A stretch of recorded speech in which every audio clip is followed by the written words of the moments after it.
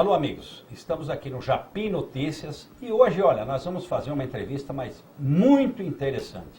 Até uma entrevista onde vamos aqui nos congratular com um jundiaiense da Gema e que também vai nos falar aí hoje dos aspectos muito interessantes da nossa situação atual que nós passamos no país. Eu estou aqui, vamos abrir a câmera aqui, olha aqui, com um jundiaiense nascido, que morou no Vianello. Eu morei na Silva Jardim, ele morou ali pertinho, que é o general de brigada Carlos Alberto Damer. Correto? Acertei? Perfeito. O general é o segundo general jundiaiense, né? Então é um fato histórico, a chegar ao generalato. Exato. Correto? Correto. Olha, só um pouquinho a respeito do general. Foi nomeado para o cargo de comandante da 8ª Brigada de Infantaria Motorizada, serviu em Brasília. O último cargo dele foi chefe de assessoria de pessoal do gabinete do comandante do Exército. Perfeito. É isso? Trabalhava com o comandante. E que conhece, então, todos os meandros ali do comando do Exército atualmente no país. Perfeito. Correto? Bom, general, bem-vindo aqui à TV Japim. Você me permite, depois eu falo um pouco sobre ela. Né? Vamos bater papo aqui, porque é um tremendo prazer nosso para Jundiaí recebermos um general de brigada que é aqui de Jundiaí e nascido no Vianello. Douglas, eu que me sinto honrado de estar aqui, é uma satisfação muito grande ter retornado à minha terra natal. Eu tenho conversado, tive a oportunidade hoje de passar em vários locais da cidade e tenho dito que a pessoa ela tem que que nega suas origens ou que esquece as suas origens, ela perde muito. A gente perde uma sensação de pertencimento e eu tive a oportunidade durante todo esse dia passar por pontos importantes da cidade, fui recebido em vários momentos, recebi várias homenagens, o que só me deixa muito orgulhoso e uma satisfação muito grande estar aqui conversando na TV Japim. Olha, o general nasceu em 1965 aí no Vianello, né? E a carreira dele é brilhante. Olha, as principais funções que o general, né, já comandou ou já passou: instrutor do curso de formação de sargentos, comandante da 3ª Companhia de Comunicação Blindada, instrutor da Academia Militar das Agulhas Negras, comandante da 13ª Companhia de Comunicação Mecanizada, chefe de seção de inteligência da 6ª Brigada de Infantaria Blindada, oficial do Centro de Operações do Comando Militar Sul, comandante do 3º Batalhão de Comunicações, adjunto da assessoria de pessoal do Gabinete do Comandante do Exército, adido do Exército e Aeronáutica junto à representação diplomática do Brasil na Alemanha. Perfeito. Você fala alemão? Falo. Chefe da assessoria de pessoal... Puta pergunta idiota, não? Poderia falar somente inglês, mas eu falo alemão, E chefe de assessoria de pessoal do gabinete do comandante do Exército. E aqui eu quero fazer essa entrevista, e eu falei para o general, a gente fazer bem descontraída, de um jundiaense para outro jundiaense. Perfeito. Mas de um jundiaense do Vianello para outro jundiaense do Vianello. Exato. Certo? General, bem-vindo. Obrigado, Douglas. Fala um pouquinho para nós, primeiro, você está cheio de medalhas, que eu não sei os nomes. Explica um pouquinho o que é, só para a gente ter noção. Bom, o uniforme, nas Forças Armadas, ele é uma das exteriorizações nossas de disciplina. E o militar, ele se orgulha de trazer no seu uniforme alguns marcos da nossa carreira. Então, no caso, eu tenho o distintivo de comando, alguns cursos que foram realizados nesse lado, inclusive o curso que eu realizei na Alemanha, medalhas que a gente recebe ao longo da carreira, tem uma medalha alemã de desempenho operacional, e as platinas de oficial general, que são as que eu estou usando no momento. E como eu disse, o uniforme ele é realmente a maneira do militar exteriorizar a sua disciplina através de um uniforme bem cuidado, e a gente cobra isso muito nas nossas unidades. É uma exteriorização de um sentimento militar. Você está com uniforme de passeio? Exatamente, é um dos nossos uniformes. Nós temos alguns uniformes de passeio. Esse é um uniforme mais de verão, mas é um uniforme de passeio. Vou falar para você, como é que você entrou na carreira militar? Eu era aluno do Colégio Militar de Porto Alegre. Como já foi dito, eu nasci em Jundiaí, mas o meu pai também era militar, servia na 2ª Companhia de Comunicações, que hoje está em Campinas. E ele tinha sido transferido para o Sul, estava no Colégio Militar de Porto Alegre, então foi uma escolha quase natural. Então, já dentro do meio, conheci o meio militar, por meu pai ter sido sargento aqui, já era oficial na época. Então, eu acabei optando por ir para a academia. E na verdade, quem conhece a profissão militar, eu consigo hoje, me enxergo com certa dificuldade de ter feito outra carreira. Eu acho que fiz a escolha acertada há mais de 30 anos, muito, porque eu pude conhecer o Brasil inteiro na minha carreira, tive a oportunidade de representar o Brasil no exterior em 2 oportunidades, em 2 eventos. E, na verdade, nós trabalhamos realmente com a consciência de que estamos cumprindo um dever em prol do Brasil, com o nosso trabalho, nos mais diferentes rincões, e isso dá uma satisfação pessoal para a gente fora do comum. Então, eu realmente estou muito contente com a minha decisão, e isso aconteceu já nos idos de 82, há mais de 30 anos, e realmente eu acredito que eu tenha feito a escolha correta.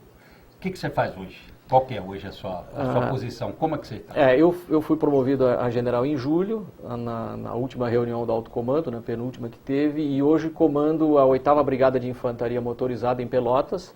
A sede dessa brigada é em Pelotas, e ela tem as unidades espalhadas uma boa parte do Rio Grande do Sul, na cidade de Rio Grande, Pelotas, Porto Alegre, Sapucaia, São Leopoldo e Bento Gonçalves. Então são 9 unidades da brigada. Uma área de responsabilidade bastante grande, cobre uma parte enorme do Rio Grande do Sul, e trabalhando nas funções primordiais que a Constituição determina para isso que eu para ia os oficiais. perguntar. Peraí, para a gente já chegar nisso. Primeiro de falar, Bento Gonçalves, você toma vinho ou não? Um pouco. Delícia, né? Morei muitos anos em Bento, morei quase 9 anos em Bento Gonçalves, na época que é um vinho maravilhoso. Muito bem, a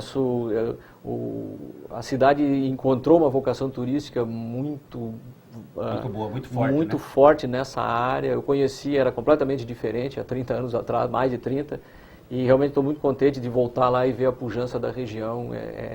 É um Brasil que dá certo. É um Brasil que dá certo. Vamos falar um pouquinho, porque para depois a gente entrar até na posição do Exército, que é importante isso. Qual é a função do Exército? Para que serve o Exército? Para a pessoa leiga? Porque normalmente se pensa isso em 1000 coisas por Exército, né? Inclusive coisas que não é do papel do Exército. Para que serve o Exército? O Exército ele tem uma função constitucional que está definida no artigo 142 da Constituição, de defesa externa contra inimigos e ameaças externas. Alguém quiser invadir a gente. Garantia da lei e da ordem, ou seja, estritamente interno, e algumas ações que a gente chama de ações subsidiárias que nós trabalhamos. Aí, catástrofes, nós temos uma operação enorme no Nordeste, que é a Operação Pipa, de distribuição de água, porque, infelizmente, a logística é muito difícil, e quem tinha estrutura para realmente conduzir isso de uma maneira séria, de uma maneira honesta, de que realmente quem estava necessitando recebesse a água, foram as Forças Armadas e o Exército, que tem uma participação, uma capilaridade maior, recebeu essa missão, e nós realizamos a Operação Pipa. Então, e é muito difícil, né? Não digo que seja difícil, é uma operação que demanda muita gente, porque ela é muito abrangente, ela é todo o Nordeste, uma distribuição de água em todo o Nordeste, e é uma das ações subsidiárias que nós fazemos. Então, as Forças Armadas, não só o Exército, tem essa missão constitucional, garantia da lei e da ordem, defesa externa é uma primeira prioridade, e ações subsidiárias, catástrofes e outras que sejam colocadas. O nosso ministro da Defesa até manifestou recentemente, há cerca de um mês e pouco, que... Quem que é, por favor? É o ministro Raul Jungmann, e ele usou um termo que está muito comum, uma gíria, que o Ministério da Defesa virou um posto Ipiranga. Então, tudo que precisa ser feito no Brasil, que haja necessidade de contar com alguém que vá resolver o problema, se pede para o Ministério da Defesa. Então, por causa dessa destinação constitucional e pela estrutura, pela capilaridade que temos, particularmente o Exército, que realmente tem uma presença nacional muito grande, vai do norte ao sul. Então, nós trabalhamos nessas diversas áreas, mas sempre com essa prioridade, defesa externa, garantia da lei e da ordem e ações subsidiárias, daí apoio à população nas mais diversas áreas.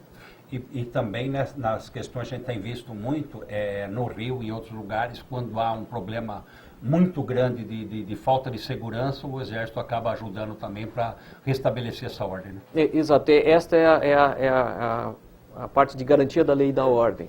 Então, um Estado ou uma determinada área, se houver o governador do Estado decreta que ele não tem mais condições com a sua força, com a sua segurança, com a polícia militar que é do Estado, ele pede ao governo federal, ao presidente, no caso, que dá uma ordem ao ministro da Defesa, que baixa uma diretriz de planejamento operacional e via Exército ou Marinha e Força Aérea, normalmente trabalhamos em conjunto, então se realiza esta operação com um mandato específico para aquela área. Mas a atuação das Forças Armadas em garantia da lei e da ordem, ela é episódica, limitada no tempo e no espaço.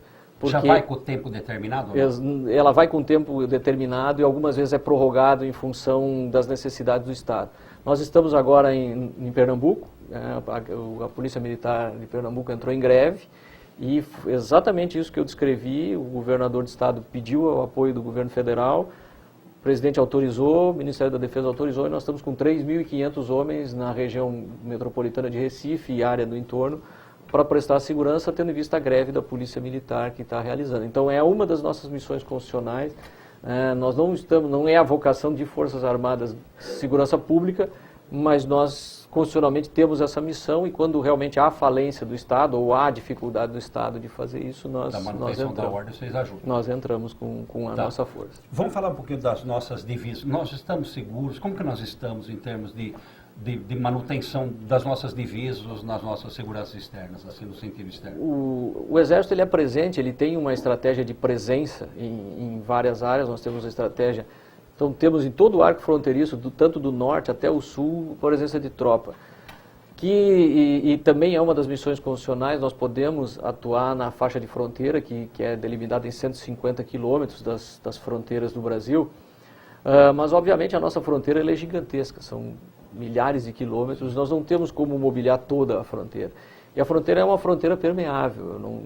A primeira fiscalização de fronteira não é das Forças Armadas. Nós temos presença, nós estamos lá prontos para colaborar, colaboramos. Recentemente o Comando Militar do Sul realizou a Operação Fronteira Sul, há cerca de 2 semanas, em que se fechou a fronteira do Chuí até o Itaipu, ou seja, no combate a ilícitos transnacionais, interagências. Contrabando, essas coisas.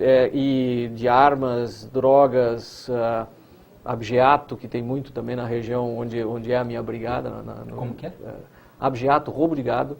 Não sabia, roubo de gado. Então, não sabia. Abigeato, roubo de gado.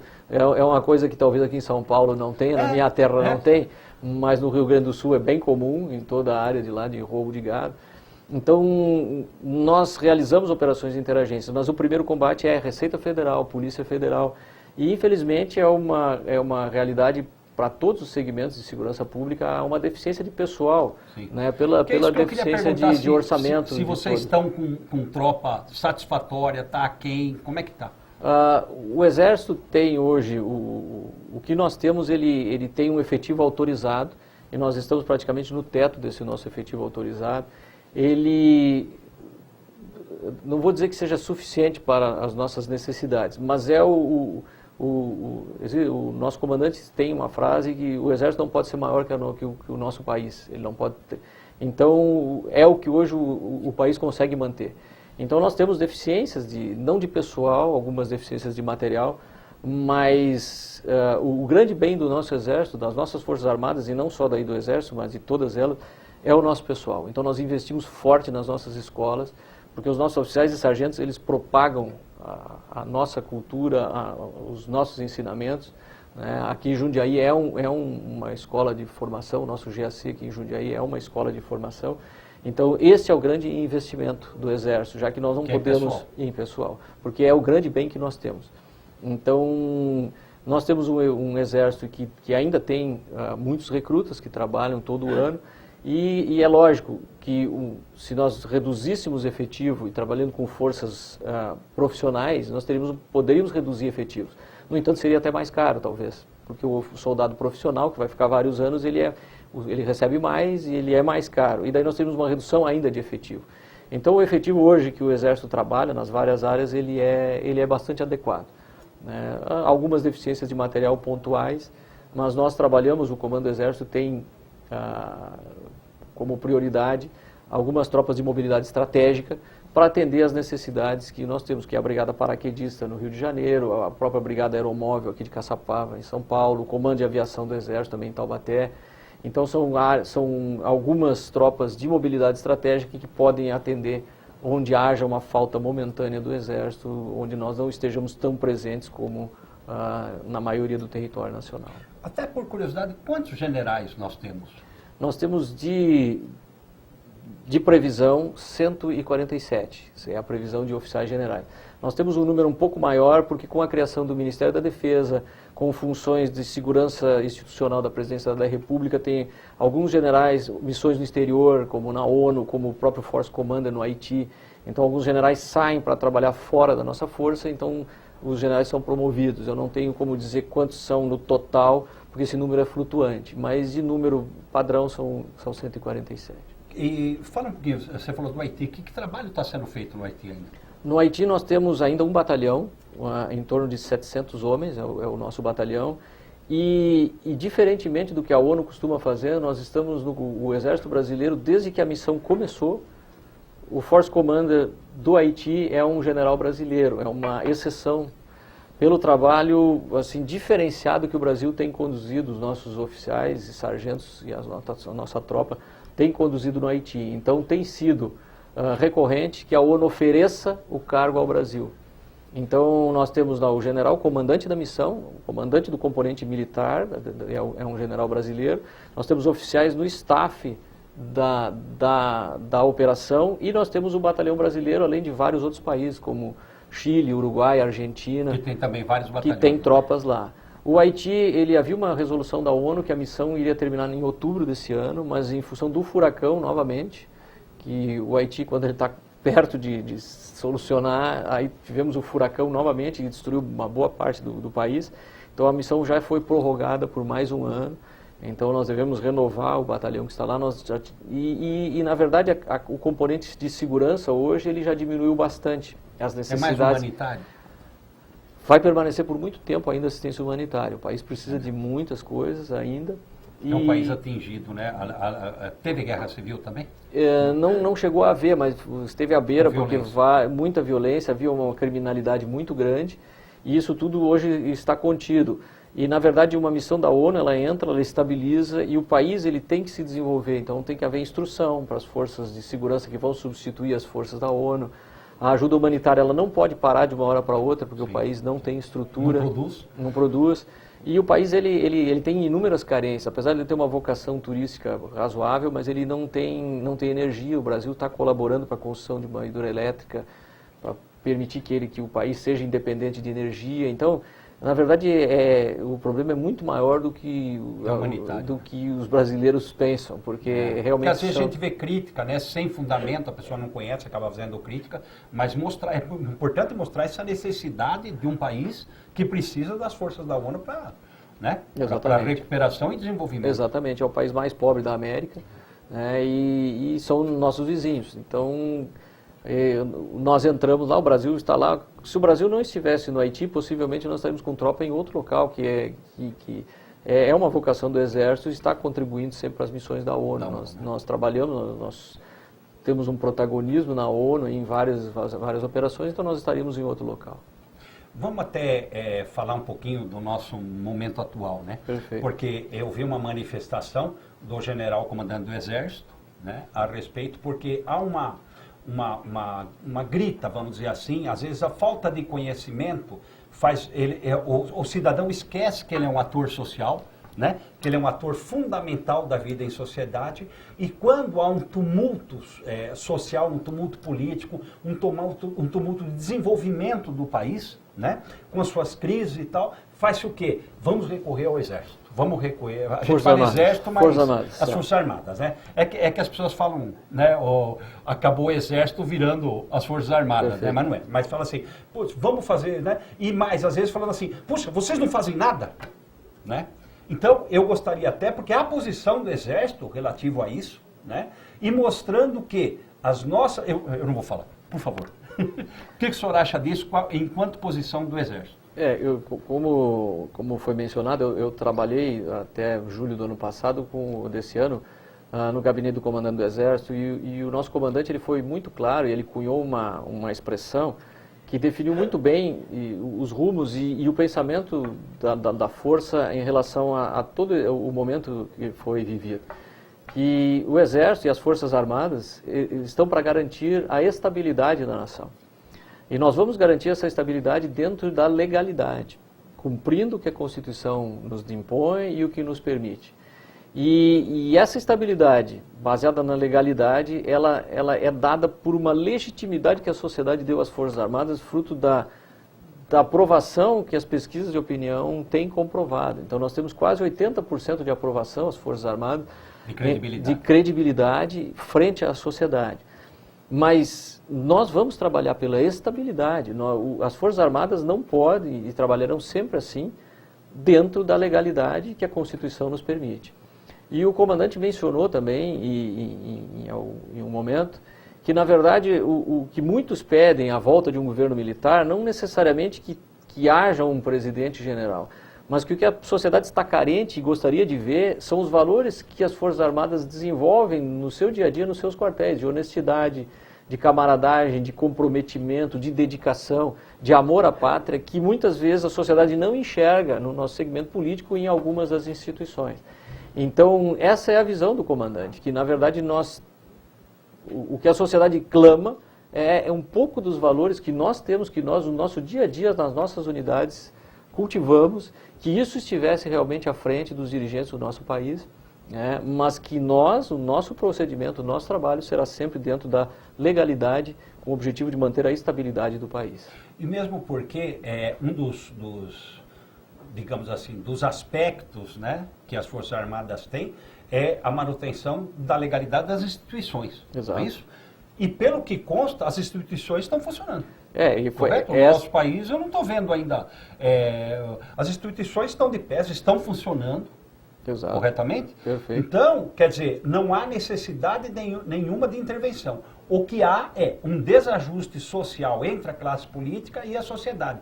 Mas eu posso falar isso, não sei se o senhor pode, né, se o Exército pode falar isso, mas eu posso. O que há é o seguinte, a classe política é reflexo do que é uma sociedade. Uma sociedade, ela se reflete na classe política, porque os políticos, eles não estão à parte da sociedade, eles fazem parte da sociedade. E se o comportamento é um comportamento que não é aceitável, é porque nós concordamos com isso, nós deixamos que isso acontecesse, e mais, nós refletimos esse comportamento. Isso é sociologia, isso não é... E mais, quando nós nos sentimos como qualquer criança desamparada, o que nós queremos? Nós queremos recorrer à força para que dê um jeito na nossa vida. Isso é um comportamento infantil social.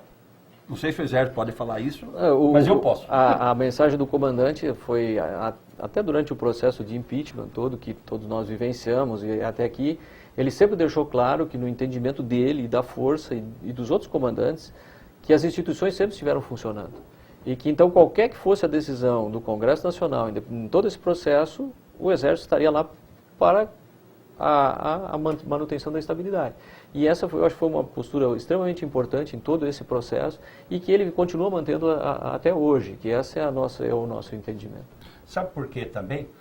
General, há essa necessidade às vezes que se tem para que se recorrer à força, né, para resolver coisas que a força não resolve, né, que depende do quê? Conhecimento, escolaridade, né, elevar o nível de conhecimento, escolas melhores, quer dizer, fazer com que o nível cultural e de conhecimento aumente, porque só haverá crítica com conhecimento. Concorda comigo? Senão, o que nós vamos ter? Nós vamos ter sempre o quê? Recorrer a alguém para solucionar coisas que nós, infantilmente, não estamos conseguindo resolver. Nós temos exemplos de países que hoje atingiram o nível dito de país de primeiro mundo e que a solução foi um investimento maciço em educação fundamental. Vamos citar a Coreia do Sul? Coreia do Sul é o que vem sempre à mente quando se fala nisso, porque a educação fundamental ela é a base, não há como construir conhecimento, não há como construir depois que se tem um fundamental ruim, um médio também não muito bom, querer que no superior se consiga a solução. Então, nós deveríamos, e eu acho que é a nova orientação, realmente investir muito na educação fundamental, para que a gente possa ter uma boa base. A gente constrói uma casa pelo alicerce. Então, isso é uma das demandas que a nossa sociedade tem, e eu espero que os nossos políticos resolvam isso. E que tudo isso seja resolvido da melhor maneira possível. Sempre, né? exatamente. E depois até pensar o seguinte, olha, eu gostaria até de estender um pouquinho, mas mais num aspecto sociológico, dizendo o seguinte, né? Todos nós somos atores sociais, né? Perfeito. Eu sou advogado, o senhor é general, o outro é médico, né? Cada um tem a sua função. E todos nós participamos de um mesmo meio social. E todos queremos a mesma coisa, né? Não é porque está lá no Exército que quer diferentemente do que o médico que está lá no seu consultório. Todos nós queremos um país melhor. Perfeito. Não é isso? Exatamente. É o objetivo de todo brasileiro.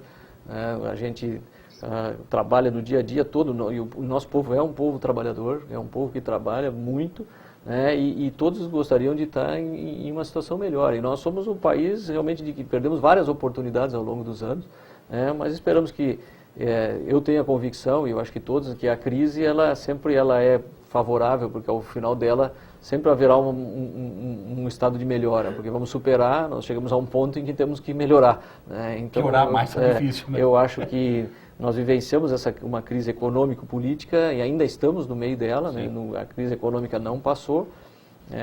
Mas... Haja vista, só para complementar e para ajudar nessa conversa, hoje nós estamos aí beirando mais ou menos oficialmente 12 milhões de desempregados e mais uns 8 milhões que foi para a informalidade. Hoje nós estamos beirando quase 20 milhões de desempregados. Um país não suporta isso. Né? Exato. Então, e como a crise ainda está no meio, a gente tem que confiar que o governo vai encontrar alguma solução para que a gente possa minimizar essa crise, mesmo que aos poucos, mesmo que lentamente, mas que a gente tenha confiança que no futuro venhamos a superar isso e ver horizontes melhores aí para o nosso país. Legal. Olha, fico muito contente de Eu que agradeço a oportunidade aqui. de estar aqui na minha cidade, né, ainda mais falando para a TV Japi, poder passar um pouco da ideia do nosso Exército também sobre esses vários temas aí em relação ao nosso país. E até muito importante, porque eu acho até que além, né, de a gente estar falando com alguém da nossa cidade, né, desse carinho todo, é importante para deixar bem claro essa posição das Forças Armadas para as pessoas pararem de falar assim, eu quero, vocês têm que fazer alguma coisa. Não, o ator social é você, cidadão. Né? O Exército cuida, por favor, o senhor poderia repetir qual é a função das Forças Armadas? Defesa externa, garantia da lei e da ordem e ações subsidiárias em apoio à população. Então essas são as nossas destinações constitucionais e com a posição clara do nosso comandante de estabilidade baseada na legalidade, fruto da legitimidade que a população nos dá. Olha, estou muito contente da gente ter feito essa entrevista. O senhor é muito simpático. Muito obrigado, muito obrigado. Só podia ter nascido no Vianello. Exatamente, nós somos conterrâneos, vizinhos de rua, inclusive. É verdade. Tá General, olha, obrigado. E aí na sua carreira aí agora, aí que o senhor está lá no Sul, que dê tudo certo e que seja muito feliz na sua carreira. E volto sempre a Jundiaí, tenho amigos aqui do coração, tenho voltado sempre aqui, e pretendo continuar vindo eventualmente, quando for possível. E olha, e aqui as câmeras da TV Japi sempre estarão abertas para a gente bater um papo. Tá bom, muito obrigado a todos. Obrigado.